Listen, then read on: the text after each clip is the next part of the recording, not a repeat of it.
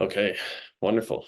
Well, yeah, I'm happy to be here. I reached out to Ben actually um because I'm starting this a relatively new project. I just started this last year and it's something that I've been thinking about since I've started. I'm relatively new here in this position, only been here a little over a year. And I'll get into this more as the slideshow advances, but trying to trying to really draw on the wisdom and the experience of those who are within the county, but doing so in a data-driven way and applying that here to fruit trees. That's something that I'm passionate about and interested in, and I've received a lot of questions about. So my hope today is to by sharing this to spark some interest, to explain, this idea of citizen science if you're not familiar with it,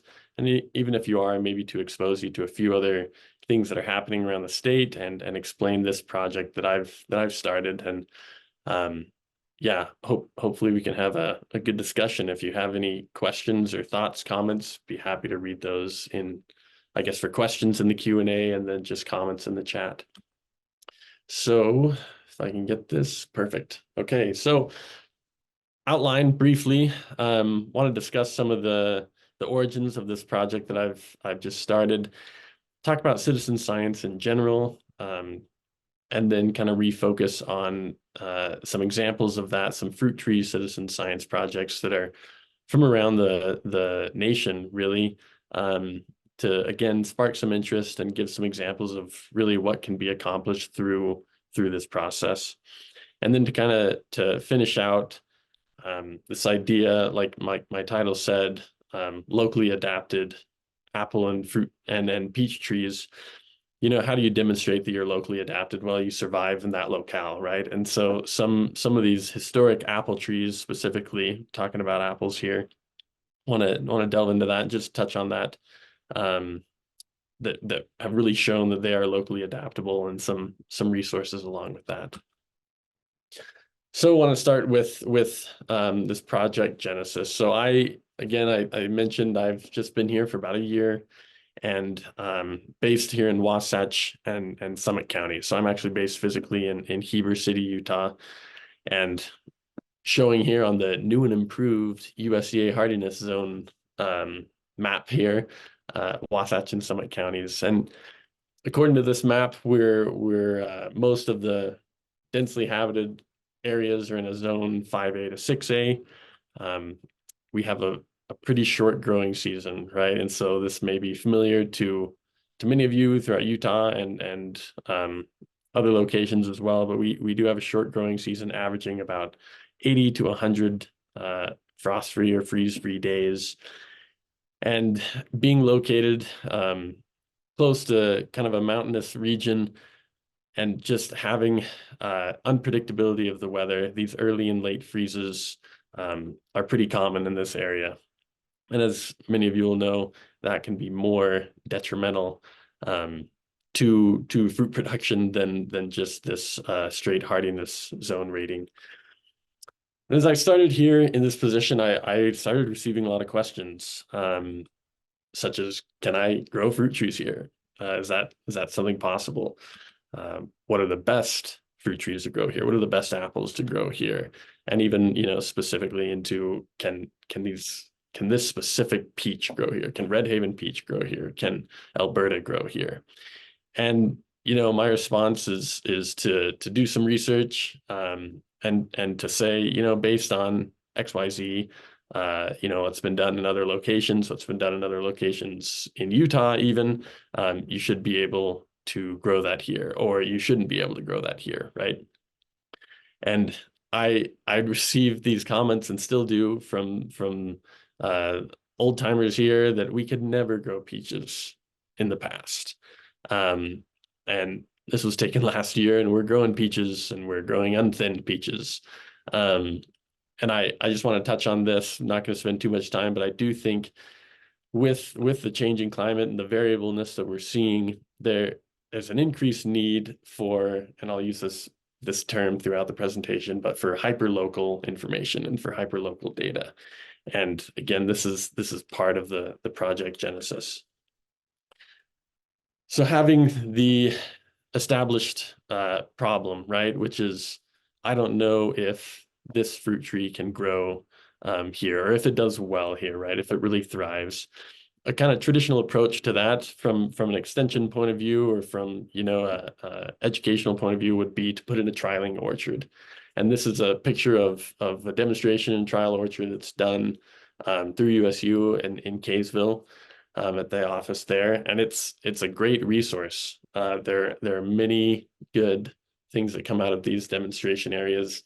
One is that you can have gatherings, right? It's all in one area, the same environment, the same treatment, and this provides a lot of the ability to make comparisons, right, across these different varieties. Which one is growing better? When are they blooming? When are they ripening? And so it provides that location, that central location, where you can make those comparisons. Now, there are some cons to this approach as well. One, just simply being the cost of putting it in. Can be quite spendy, and the cost of maintenance, right? That all adds up. Another big con can be the establishment time. A lot of people, you know, obviously we all want these answers now, and with this traditional approach, you have to wait for these trees to establish, right? So best case scenario, everything goes great. You're looking at 5, 6, 7 years. And then you'll see what I did here. Con can be that they're all in the same area, right? The same environment, same treatment. And so this is just a perfect demonstration orchard for this house right here. This guy, he's got a wealth of information, right, that comes off of these trees. But for someone across the valley, for someone maybe down in Utah County or up in Cache Valley, or someone in Wasatch where I'm at, you know, you continually have to take more and more grains of salt with the information you're pulling from these trees, from the data that you're getting, because they're all growing together in one location that is not your location, right? So an alternate approach, and this leads into this project that I've started, the Citizen Science Project, and I'll give a strict working definition for that right here soon. But the idea is to use the trees that are already growing and thriving in your area. And this kind of is the hinge point of the project, is that alone, these observations are anecdotal. You know, someone asks, can I grow this in my yard, or can I grow this at all? And I say, well, I've seen one tree over there that is growing well. But, you know, in stats lingo, that is an N of 1, right? And so it's not very convincing. And that's the issue with just having these kind of isolated data points, is they all are a bit anecdotal. But together, when pooled, when you know, unified in a way, those observations become a really powerful data set, and a source of really hyperlocal data that can then be used to make informed decisions to your area. So getting to citizen science here, I really like this definition, that the practice of engaging the public in a scientific project, it produces reliable data and information, right? So there's kind of three parts there. It's engaging the public, right? So this isn't done by researchers that are formally trained. It's a scientific project, so there's an element of the scientific method involved, and it produces reliable data, right, and information. And so there are many examples of this, and I'm sure I'm missing many, but just want to highlight some that you may have heard of, or maybe not, and you can go look these up afterwards. But one of the probably biggest platforms nationwide and worldwide is iNaturalist. That citizen scientists, you know, there are many different projects that are being run through iNaturalist, and anyone can make an account, and there's a process of verification to ensure that the data entered is reliable. A similar project is this NPN, the National Phenology Network. Within Utah, there are projects going on right now. The Natural History Museum of Utah always has several that are currently going, with topics that vary, right? So some that may really interest you, some that may not, and that's fine. But there's some great projects that are being done. And USU has some as well. I love this acronym, the USU BRAT, with the Beaver Restoration Assessment Tool. This is an app. And again, it's involving the public in a scientific project. Often it's, observation data that they're gathering and inputting to aggregate together. And then as well, there's other local ones like Sageland Collaborative here in Utah that has some great citizen science projects that are more focused towards natural resource management. Getting into some citizen science projects and platforms that are fruit tree specific. I always, when I'm explaining this project that we've started, I direct people to Orange Pippin, which I'm showing a screenshot of here. And this is it's a great website. I can waste a lot of time on here. But one aspect of it, one tool they have is this fruit tree register, right? So you can see here up the top, this is for apple, right? And the specific apple is Cox's Orange Pippin. And so you can hit that scroll down and scroll through hundreds of different cultivars of apples, and you can change to different fruit as well. And then anyone can create a login and come and say, yeah, I have a Cox's Orange Pippin. I'm going to log that in. You can see there are a couple of them here in Utah. And this is just a really great way for those interested, in maybe planting any type of fruit tree, but maybe some that are less than typical. Having a resource, has anyone been doing this? Has anyone tried this in my area? And so it's a really great resource that again is done by the public. But again, with the aggregate data, it becomes really, really powerful and really interesting. Another one I wanted to highlight here is the Boulder Apple Project. And so I came across this just last year. And this was initiated, it's in Boulder, Colorado, initiated by a professor at the University of Colorado Boulder, who found an apple tree that was discarded, right? It was just in an open field. It was old, but it was producing fruit, and it was good fruit. And so she started to wonder, how many of these forgotten apple trees are there? And so they've started this project where all the apple trees in Boulder, they have citizen scientists who report in and log some data about their apple trees. And again, this is an attempt to really conglomerate that information into a central location. Last one I'll highlight here is the Registry of North America. And this is a really new project, and one that I think is really helpful, and I encourage you all, if you're interested, to check out. Going to show the dashboard here. There's a lot going on, but you don't have to read into all of this. Again, you can visit this on your own. But the idea is that, up here at the very top, they're saying the fruit type is peach.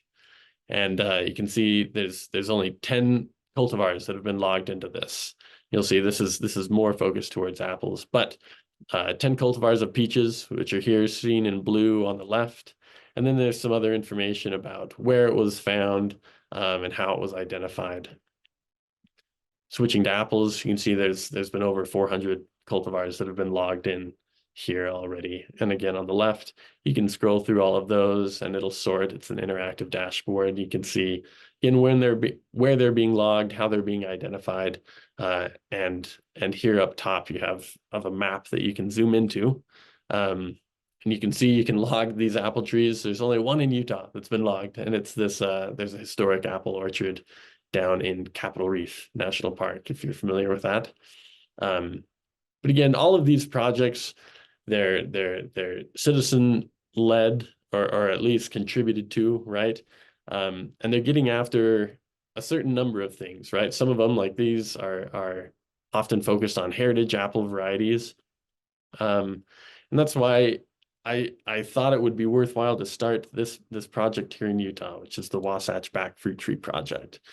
And, with the stated goal to identify and preserve the fruit trees that survive well and thrive along the Wasatch Back, right? And so the idea here is to not only identify them, but to preserve them and to get data off of them so that we can understand those that are thriving, right? Because there is a difference. Someone will ask me, can I grow an apricot here? And the answer is you likely can. But will you ever get fruit off of it? That's a totally different question, right? And so thriving and producing, the idea is here to really identify those. So as I mentioned, this was just started last year as I initially started here. We currently have about 17 participants and 101 trees that have been registered. And so here's the obligatory word clouds that, again, the size kind of is indicative or reflects the number of trees that have been logged in of that name. So on the left there is apples, and on the right is peaches. So 101 trees have been registered so far. That was last year. That breaks down even more, about 66 apples and 18 known cultivars of those apples. So 35 peaches and 7 known cultivars.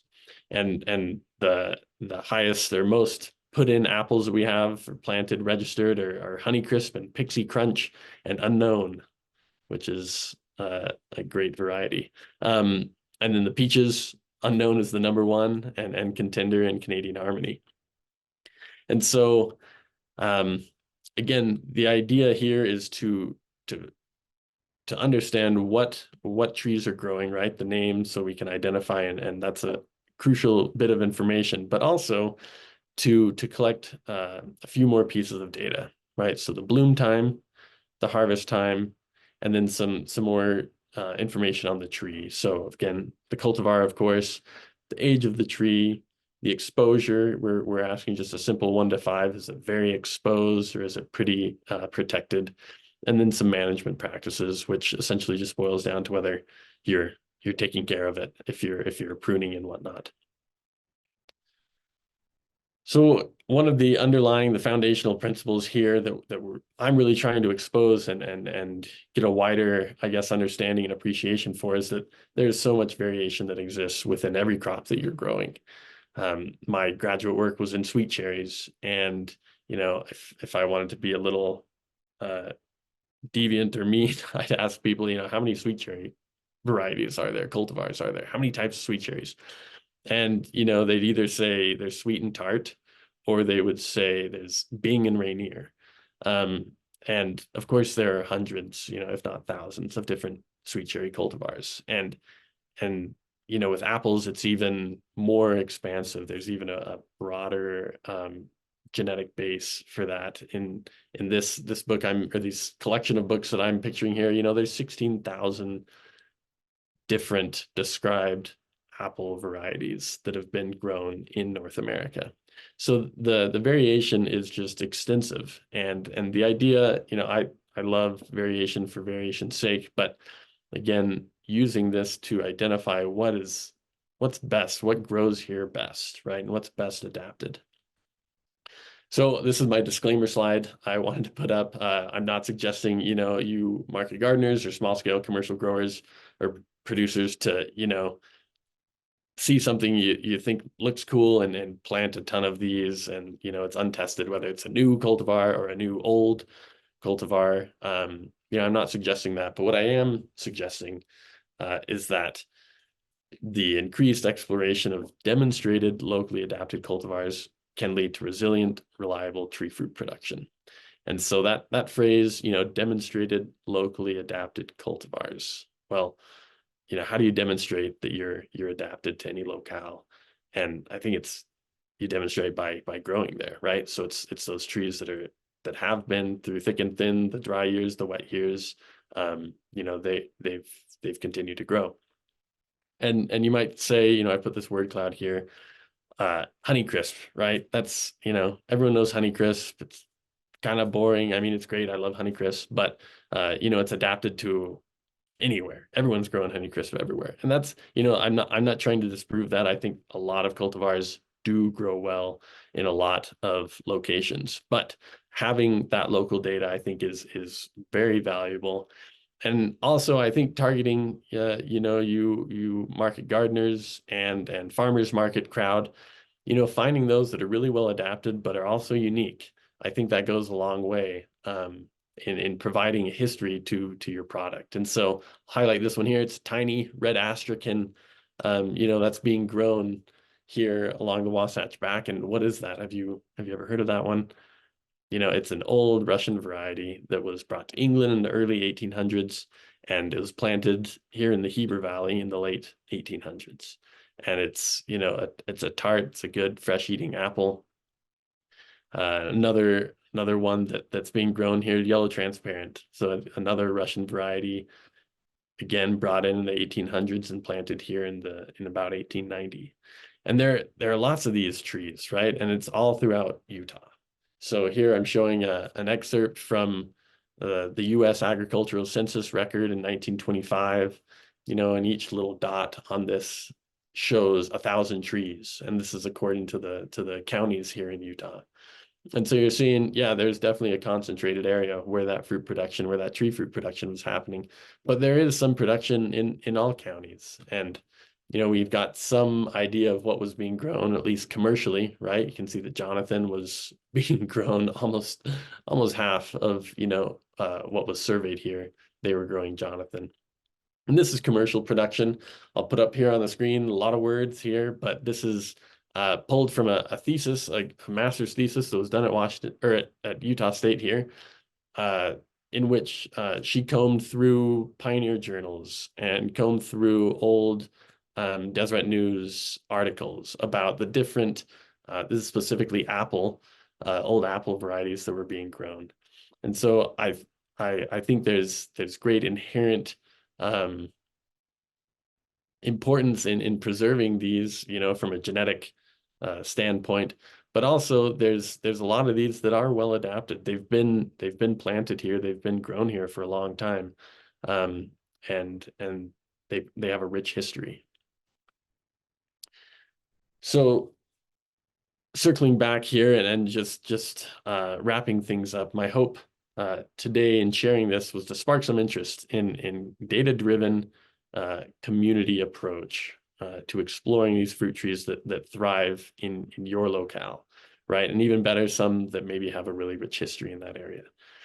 I've seen some interest along the Wasatch Back here where I'm at in this fruit tree project that I'm pursuing. And I think in general, you know, when there's a project that really strikes the fancy of the public, they're interested in being involved.